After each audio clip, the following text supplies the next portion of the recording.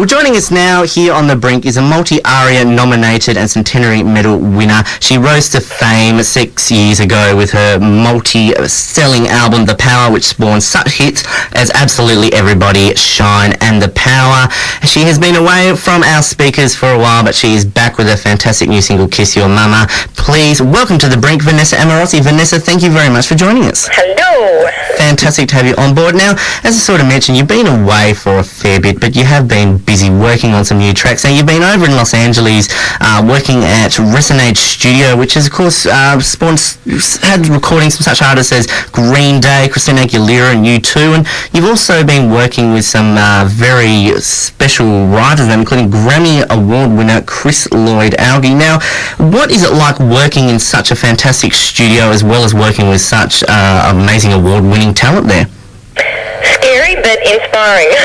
And it's certainly... to sum it up, I mean, it's always sort of daunting to walk into these studios that have had such amazing artists in there themselves, and to hope that you actually can step up to that. But, I mean, really inspiring. It's great if you can pull it off. Does it make you write better material and sort of make you more inspired, or is it sort of more pressure on your shoulders there, knowing what sort of big international artists have walked through those halls?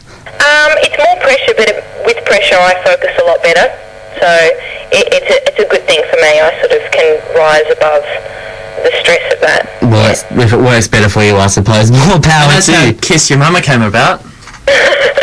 Well, that I was actually doing quite a lot of writing sessions over there, which is, you know, another hard experience because you've got to be able to connect with the person that you've just met in 5 minutes to be able to open up and write music. And I speak very truthful in my lyric department, so that's how Kiss Your Mama sort of came about. I wanted to write a song saying, you know, guys, respect your parents and I'll respect you. Well, I think we should definitely, both Anthony and I really do need to take that message on board a lot more.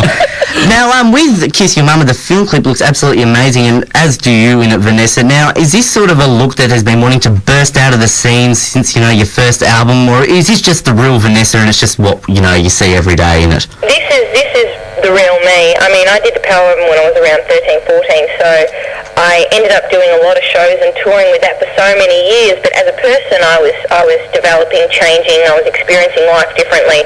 So this is sort of the natural step for me. And the look was something that was, you know, always sort of coming about as well. Well, it certainly does go very well out there on camera. Now, one thing that I've actually also noticed that in some of the publicity shots, you got sort of a tattoo on your arm. Now, is that a real tattoo, or is it sort of one just for the cameras? And if it's real, what is the tattoo of? It's an American Indian Navajo tribe, and it's actually what they do every year. They do this celebrational thing, and they paint these drawings in the actual sand. So it's one of their drawings that is meant to sort of protect and bring happiness over their tribe. And has that worked for you at all, Vanessa, with that on you, or? Yeah, it actually has. Well, that's great. With what's happening right now, I've got a lot of support and a lot of people are behind me, and it's so positive. I mean, I reckon it is. Speaking of a whole lot of support behind you and everyone just loving what you've come up with Kiss Your Mama, for example, is there anyone that you'd like to do a duet with at all? That you've like an idol that you're thinking of, or? Oh, I have a number of them. Anyone in particular that if, you know, you got the sort of opportunity, they said to you, right, Vanessa, you had the opportunity to record a duet with anyone you desire, who would be your number one pick? Chris Cornell. Chris Cornell, the guy who sang You Know My Name from the Casino Royale movie recently. Yeah, well, I'd love to do something on his solo album. I think he's had 3 solo albums now. Oh, okay. And it's just so different to also, you know, the Audio Slave vibe, and I would love to work with him. Well, you never know, Vanessa, you might actually get to sing the next theme song for the next James Bond movie. You can put that on your list. I would love that. Do a duet with me. We can sort of certainly build out some tunes here and lose a few listeners in the process with that. Now, obviously, in your career, you've performed at such events as the Sydney Olympic closing ceremony, as well as the AFL and NRL Grand Finals and the Commonwealth Games closing ceremony in Manchester. Among those things, what has been the highlight of your career so far? Oh, it's a hard one. I've done some pretty amazing things, like I've had some great shows, and I love intimate crowds as well as the big stuff.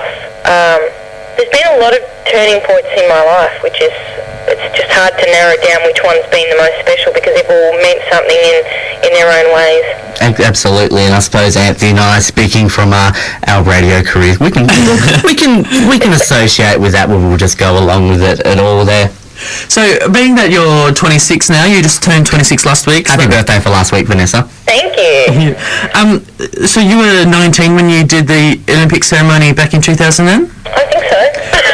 Because I have no idea. your voice would have to be one of the most powerful voices I've ever heard, and actual voices that can keep in tune.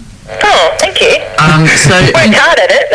Worked hard to stay in tune. So when did you actually release? How old were you when you released your very, very first single or album? I don't know whether I had my license. I think I was I was still at school, so I reckon the end of year 12, so I don't know, 17. And is that something you went to 16, school? 17? Is that something you bragged to your mates about at school? You know, I just finished recording a single, or? Actually, no. You know what? Because I signed so young and I was writing the album, the whole school was already got out because my mum sort of mentioned something, and everyone was like, "Oh, so you're going to be a singer, are you?" And then when the release was actually meant to happen, it never did happen. Oh. Running behind, I was running a year behind, so all the kids were like, "Oh, really? We're meant to have a CD. You're a bit late." But then by the time I ended up releasing, it was like, oh.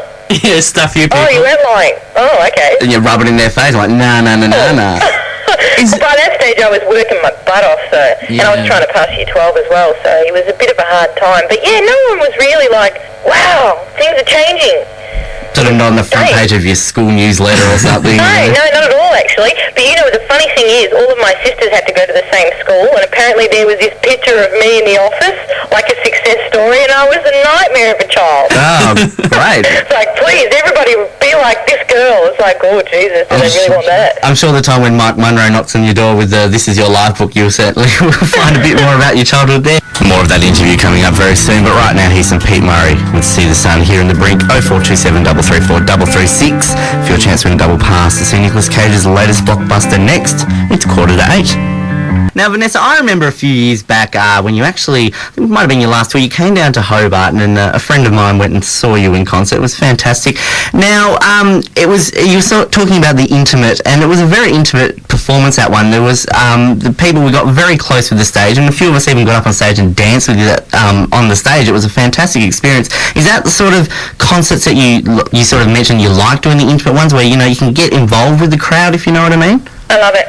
Yeah, and I'll be continuing to do that. I mean, I love it when people are into it to the point where they just want to be a part of it, and sometimes being in the audience, just even right near that stage, it's so different when you step on that stage, and I reckon it's, you know, when you bring them up to the stage, they go, oh my God, this is just so different. This is, you know, we thought we were involved before, and now we're really involved. I think it's an awesome thing. I'm going to continue to do that in shows. It was a great experience, and I know, for instance, I mean, a lot of us were talking about it the next few days after that, and I was like, oh, you got up on stage with Vanessa Amorosi. Oh, wow, that's amazing.